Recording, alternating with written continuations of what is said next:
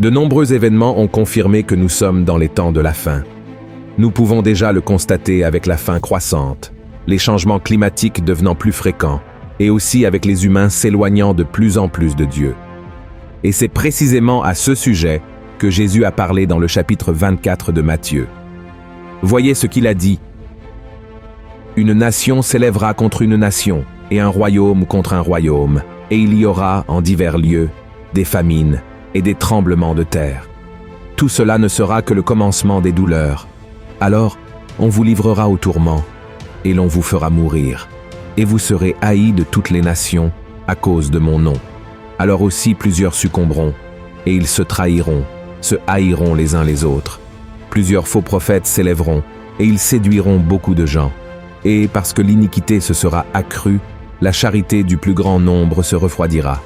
Percevez que la méchanceté est l'une des choses que Jésus a dit augmenter dans le monde juste avant son retour. C'est exactement ce qui se passe, n'est-ce pas? Ou pensez-vous que le manque d'amour pour les autres a augmenté par hasard? Bien sûr que non.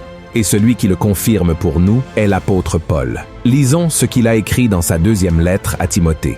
« Sache que dans les derniers jours, il y aura des temps difficiles, car les hommes seront égoïstes, amis de l'argent, fanfarons, hautains, blasphémateurs, rebelles à leurs parents, ingrats, irréligieux, insensibles, déloyaux, calomniateurs, intempérants, cruels, ennemis des gens de bien, traîtres, emportés, enflés d'orgueil, aimant le plaisir plus que Dieu, ayant l'apparence de la piété, mais reniant ce qui en fait la force.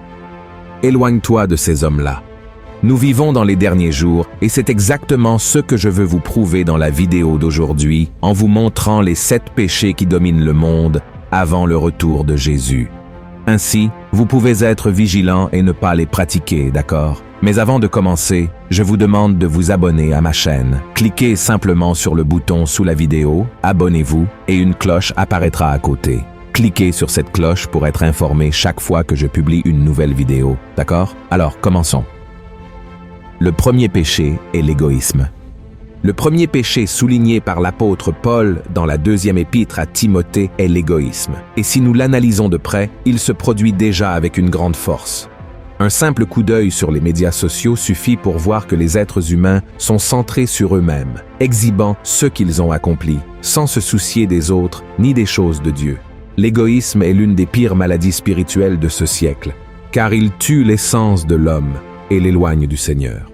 Il va à l'encontre des principaux commandements de Jésus, qui sont d'aimer Dieu de tout son cœur et son prochain comme soi-même.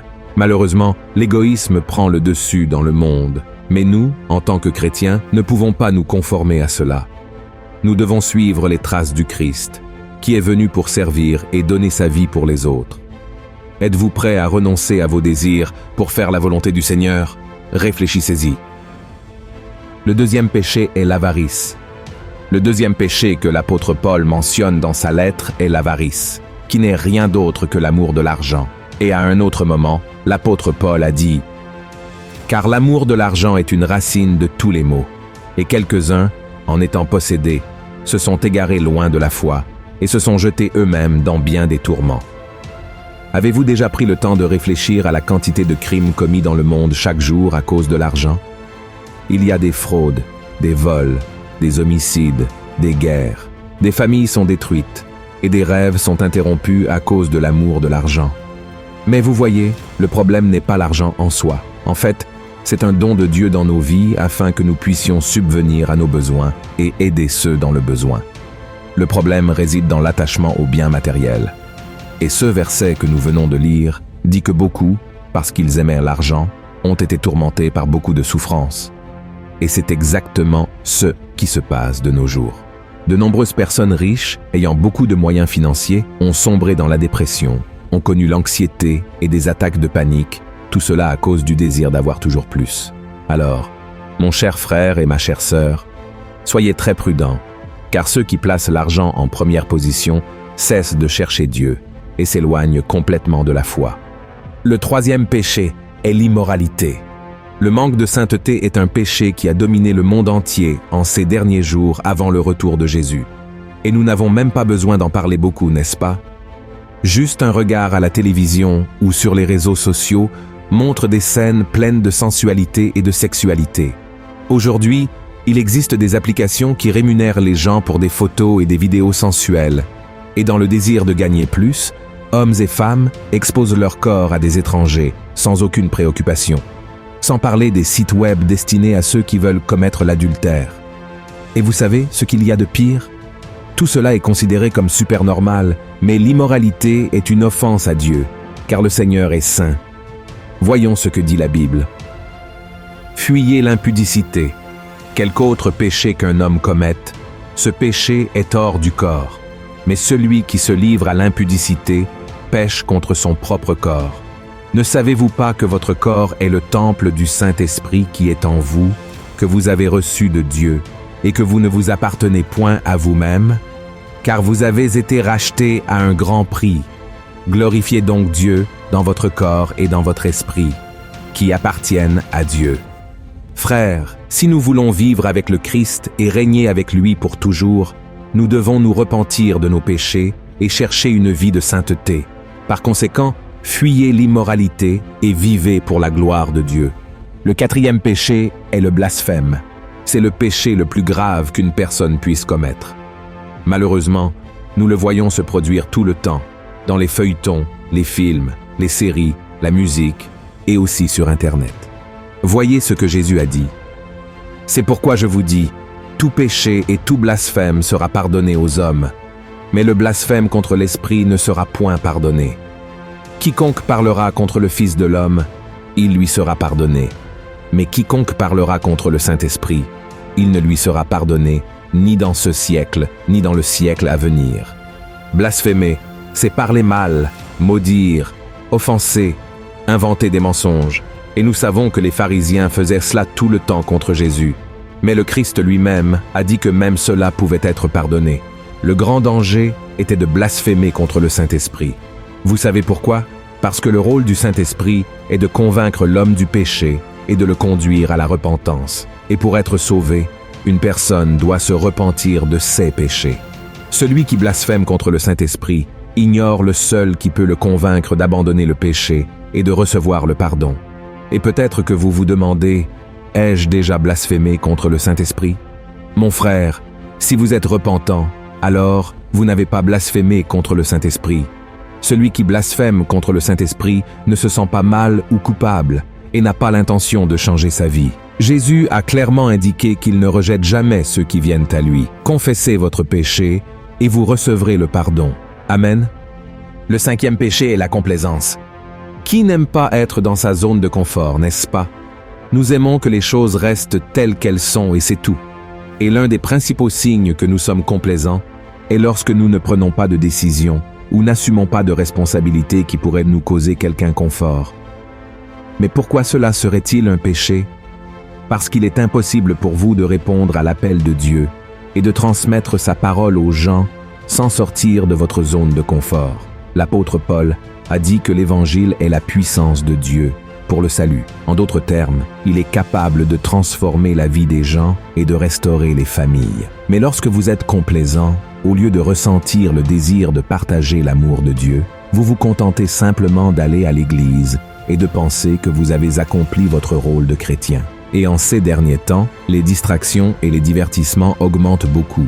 Les gens passent des heures, des jours et des semaines à regarder des séries télévisées, à écouter de la musique, à jouer à des jeux vidéo, à traîner avec des amis, sans même réaliser que Jésus pourrait revenir à n'importe quel moment. Par conséquent, la meilleure façon de surmonter le péché de la complaisance est de lutter contre votre chair et de vous unir à des personnes qui marchent avec Dieu.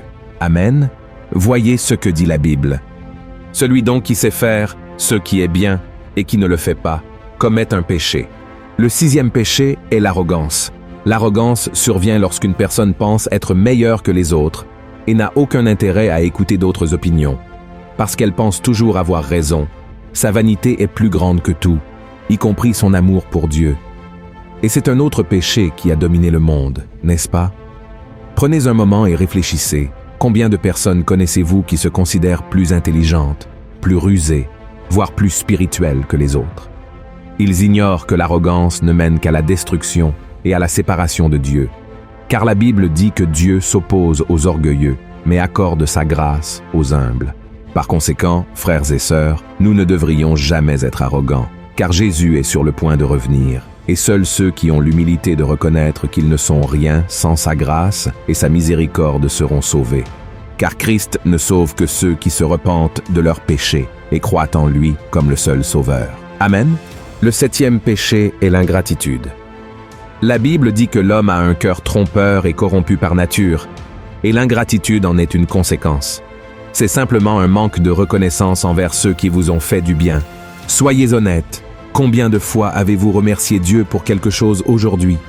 Et au cours de la dernière semaine, combien de fois avez-vous dit merci au Seigneur? Lorsqu'une personne devient ingrate, ce n'est qu'une question de temps avant qu'elle oublie qui l'a aidé à accomplir tout ce qu'elle a et qui elle estimated. Et de nos jours, malheureusement, nous avons vu beaucoup de gens comme ça. Ils reçoivent des dons et des talents, sont bénis avec la santé, des biens matériels, et ne reconnaissent toujours pas la main de Dieu et ne le remercient pas pour tout ce qu'ils reçoivent. Et c'est exactement ce qui est arrivé à Jésus quand il a guéri 10 lépreux. La Bible dit que seul un membre de ce groupe est revenu le remercier. Et le Christ lui-même a été surpris du manque de gratitude des 9 autres. Rappelons que cet homme qui l'a remercié n'était même pas juif. Il faisait partie d'un peuple considéré comme inférieur. Et savez-vous ce que cela nous enseigne? Que les personnes qui ont été sauvées par Jésus peuvent tomber dans la même erreur de ne pas reconnaître l'amour et la miséricorde de Dieu parce qu'elles s'y sont habituées. Alors mon frère, rappelle-toi chaque jour le grand œuvre que le Seigneur a accompli dans ta vie et remercie-le beaucoup. Amen. Frères et sœurs, ce sont les 7 péchés qui prévalent dans le monde d'aujourd'hui. Bien sûr, il y en a beaucoup d'autres, mais ce que je veux vous dire, c'est que Jésus est sur le point de revenir. Très bientôt, la trompette retentira et le Sauveur du monde viendra détruire l'Antéchrist, le faux prophète et leur chef Satan. Et comment serons-nous devant cela? Chercherons-nous le Seigneur tant qu'il en est encore temps, ou continuerons-nous à vivre comme si Jésus ne reviendrait jamais? Le choix vous appartient. Alors ne laissez aucun de ces 7 péchés dominer votre cœur. Amen. Si vous avez aimé ce message, partagez-le avec vos amis et votre famille et abonnez-vous à ma chaîne. Que Dieu vous bénisse.